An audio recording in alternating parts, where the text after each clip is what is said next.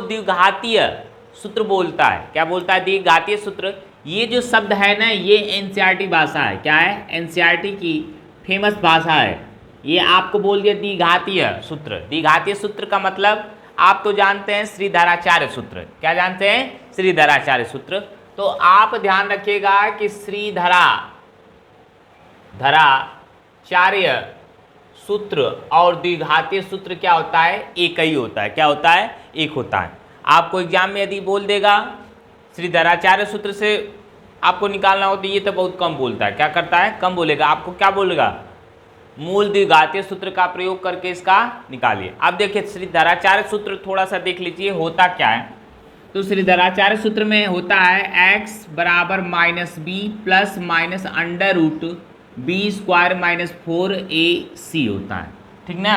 और बटा में क्या होता है? 2a होता है। पूरे का बटा 2a। अब बात रही यहाँ पे, देखिए आप ये भी हो जाएगा, या तो ये याद है तो आपको ठीक, और नहीं तो देखो विविधकर का सूत्र होता है d बराबर बी स्क्वायर माइनस 4ac। तो यही चीज़ कन्वर्ट हो जाती है x बराबर minus B plus minus under root D बटा में 2a। क्या है? 2a। अब यदि डी निकाल पहले आप विविधकर निकालनी है तो यहाँ डी का मान रख लेंगे, और नहीं तो फिर इस पे रखते हैं तो इस तरह से कर लेंगे। यदि आपको हर तरह से आपको क्या करना होगा, ए बी सी का मान निकालना ही होगा। समझ में आया ना? तो आप चाहे इससे करिए चाहे इससे करिए, दोनों क्या है? दोनों फार्मूले क्या है आपके? सेम है। क्या है? सेम है। इसमें कोई दिक्कत नहीं है। समझ में आया? तो चलिए सबसे पहले नंबर हम लोग द्विघातीय विधि से करेंगे, इसको करेंगे। सबसे पहला नंबर आप जानते हैं, आपको पहले बताएं कि द्विघातीय सूत्र का व्यापक रूप जो होता है, व्यापक रूप का मतलब आपको बताया था ना क्या होता है? व्यापक रूप। व्यापक रूप मतलब क्या होता है?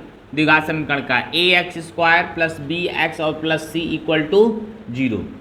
ठीक। अब इससे आपको क्या करना पड़ेगा? तुलना करना। देखो विविधकर निकालना है तब, जब विविधकर निकालना हो तब, या तो फिर आपका द्विघातीय सूत्र का प्रयोग करना हो तब, या तो फिर देखना कि समीकरण किस प्रकार का है, वास्तविक है, कैसा है, क्या है।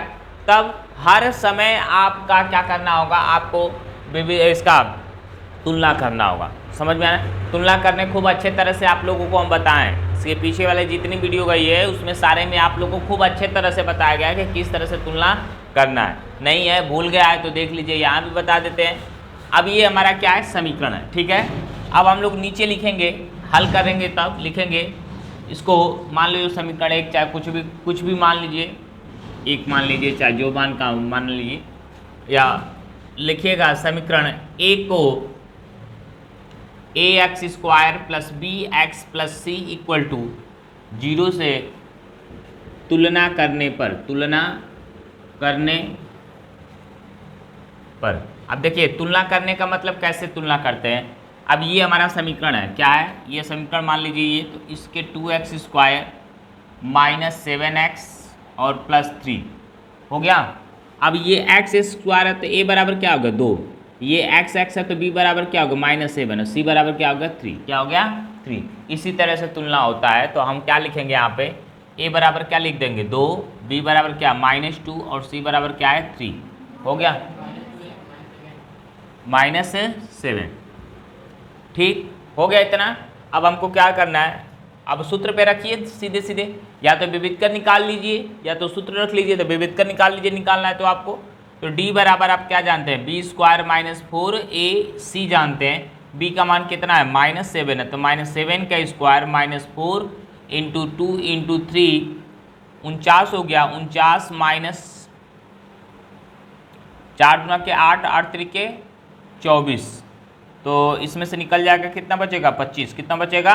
25। डी का मान कितना हो गया? 25। अब यहाँ पे लिखे मूल द्विघातीय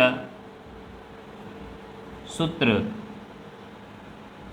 अब यहाँ पे हम जानते हैं x बराबर minus B plus minus under root D बटा में 2a। यही जानते हैं ना? आप इस सूत्र पे रखिए, रखेंगे b का मान कितना आ जाएगा? -7 है तो -7 हो गया, और पहले से एक ठो माइनस लगा हुआ है, और ये प्लस माइनस डी का मान कितना हो गया? 25 और बटा में 2 इंटू ए की वैल्यू कितनी हो गई? 2। तो माइनस और माइनस क्या हो गया? प्लस हो गया, और ये हो गया प्लस माइनस, ये कितना हो गया? 25 है तो कितना आ गया? 5 और बटा में 4। समझ में आया? बटा में कितना हो गया 4। अब यहाँ पे सबसे पहले नंबर ध्यान रखना है आपको,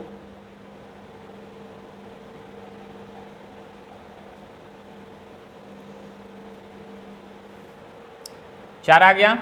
अब आपको क्या करना है, एक बार प्लस लेना है, एक बार क्या लेना है माइनस, क्या लेना है माइनस। मिटा दे ऊपर से ना, तो देखिए यहीं है, यहीं देख लीजिए आप लोग, थोड़ा सा जगह बचा हुआ ना यहाँ पे, तो यहाँ के बाद आप आइएगा यहाँ पे देख लीजिए।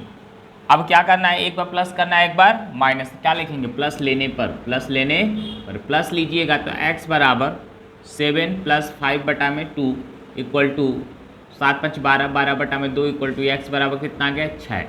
ठीक, यही माइनस लेंगे तो x बराबर 7 - 5 बटा में 2, x बराबर क्या होगा 2 बटा में 2 इक्वल टू x बराबर कितना हो गया 1, x बराबर 1 और x बराबर क्या गया 6।